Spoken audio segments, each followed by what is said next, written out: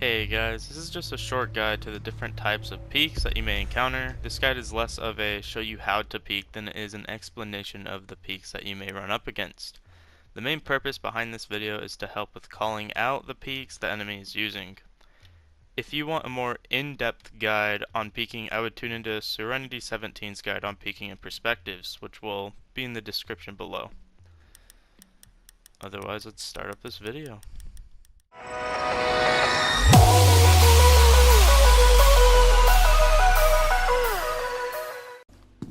Okay, so the first thing we're going to go over is just standard peeking. So let's say you have an enemy down the hall. All you're going to do is you're just going to peek and pretty much figure out where he's at, and you're going to pre-fire him. You can tell when people are doing this because you'll see them popping the corner over and over. The way to counter that is to simply change your position each time he peeks. Then he won't be able to line up that headshot. So let's say the target was standing and his head was here. They would go like this.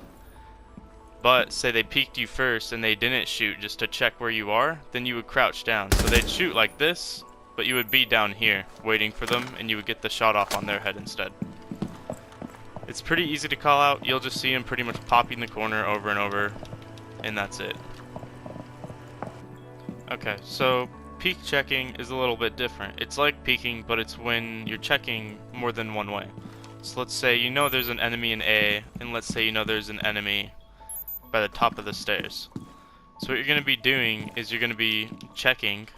So don't peek like this. What you're going to do is you're just going to check every 5 seconds to see if someone's there. You'll check your other way. Check back, check the other way.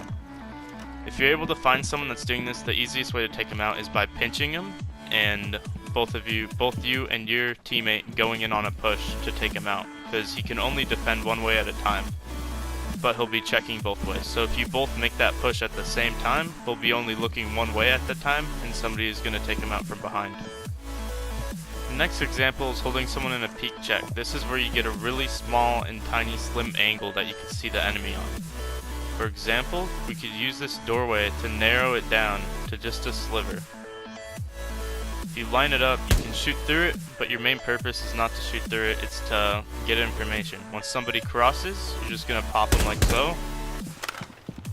Pop them and get the little peeker's advantage. The closer you are to the door, the easier it will be, but the more risk there is because your shoulders are exposed.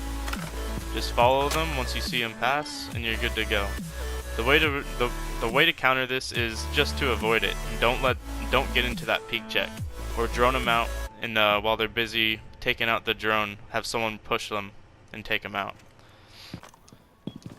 So the next example is peek holding, and it's kind of like keeping people in peek check, but you're gonna try and hold angles and just stay there. So you're just gonna wait for somebody to get there. They'll probably be larger. If you use the bomb, it's pretty decent cover, and people won't really notice you. Wait for someone to come in, shoot. The way to counter that is just the same as somebody that's normally peek checking. Just push in on both angles, call it out, spot, have someone peek them. Just a little bit more information on the peek holding. They're just going to hold that peek. If you can get the peek off of them, then you can kill them, but drone it out, play it safe. As you would see there, if I was crouched, I would die. The peek holding is probably the least dangerous peek type, but if they got a good narrow angle, kind of like a pixel peek or a peek check, then it could be pretty deadly. So the last type of peek is a pixel peek, and this is where you have the slimmest angle. It's similar to keeping someone in a peek check, but except you get to hold that angle at the same time. For example, you can't shoot through this, so it's really good for cover. You just hide behind, and you look like this, and you can see down the whole tunnel that leads up to Bomb B. I've used this a lot myself, and have even completely destroyed teams with it. I think I have a clip in one of my videos of a whole team that went down this way and me just destroying them all. But the way it should look for the other opponent, it should look pretty normal. You shouldn't be able to see it. You can shoot through this wood, kind of, but it's a very slim angle and it's very difficult for them to take out. They'll have to really adjust to it. or line it up really well. Most of the time, people will grenade this spot, so just be aware for that. Maybe play Jaeger, get up an ADS in there so they can't grenade you, or if they have a Capitao, they'll send a fire arrow back there.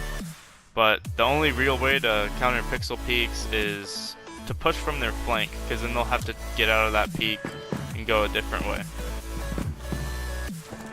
Other than that, grenades work pretty well, and Capitao's fire bolts, if it's something like this.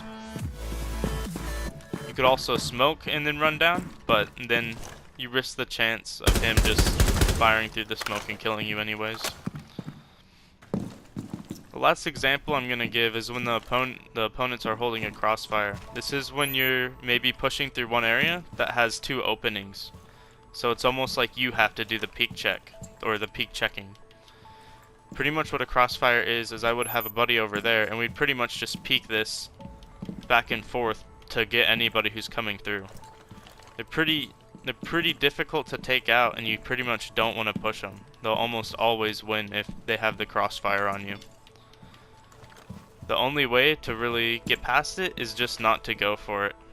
Grenade or take them out one by one. Otherwise, I highly advise getting crossfires whenever possible. You could almost always do this with a team, and typically you want to have one guy peek checking to put other people in crossfire at different times. It's hard to explain, but if you watch my last strategy video of Basement on Clubhouse, I was the one doing the peek checking with smoke, and because of that, I was keeping crossfire with everybody. Otherwise, that's it. Have a good one.